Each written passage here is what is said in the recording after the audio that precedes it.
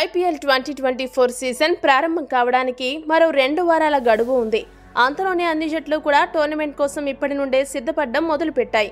మొత్తం 10 జట్ల యాజమాన్యాలు తుది జట్లను ఎంపిక చేయడంలో తలమునకలై ఉన్నాయి.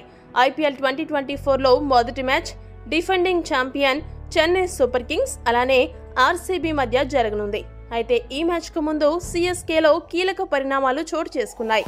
చెన్నై జట్టుకు రెగ్యులర్ ఓపెనర్ అయిన న్యూజిలాండ్ ఆటగాడు డెవాన్ కాన్వే గాయం కారణంగా ఐపీఎల్ 2024 మొత్తానికి దూరమయ్యాడు.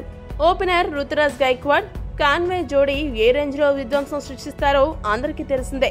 అలాంటి జోడీ ఇప్పుడు బరిలోకి దిగలేకపోవడం అభిమానులను కొద్దిగా ఆందోళనకు గురిచేస్తుంది. ఈ నేపథ్యంలో సిఎస్కే కొత్త ఓపెనింగ్ జోడీపై కీలక విషయాలు వెలుగులోకి వచ్చాయి. గతంలో రాజస్థాన్ రాయల్ జట్టు తరపున ఓపెనర్ గా వ్యవహరించిన సీనియర్ ఆటగాడు అజింక్య రహానే మొదట అవకాశం ఇస్తారని వార్తలు వెలువడ్డాయి. కానీ ఇప్పుడు వస్తున్న వార్తల ప్రకారం చెన్నై కొత్త ఓపెనర్ గా గైక్వాడ్ కు జోడీగా రాచిన్ రవీంద్రకు ఓపెనర్ గా అవకాశం ఇవ్వనున్నట్టు తెలుస్తుంది. ఎందుకంటే ఓపెనర్ గా రాచిన్ రవీంద్రకు ఘనమైన ట్రాక్ రికార్డు ఉంది. అతడు ప్రపంచ కప్ లో న్యూజిలాండ్ తరపున ఓపెనర్ గా సెంచరీల మీద సెంచరీలు చేసి సత్తా చాటాడు.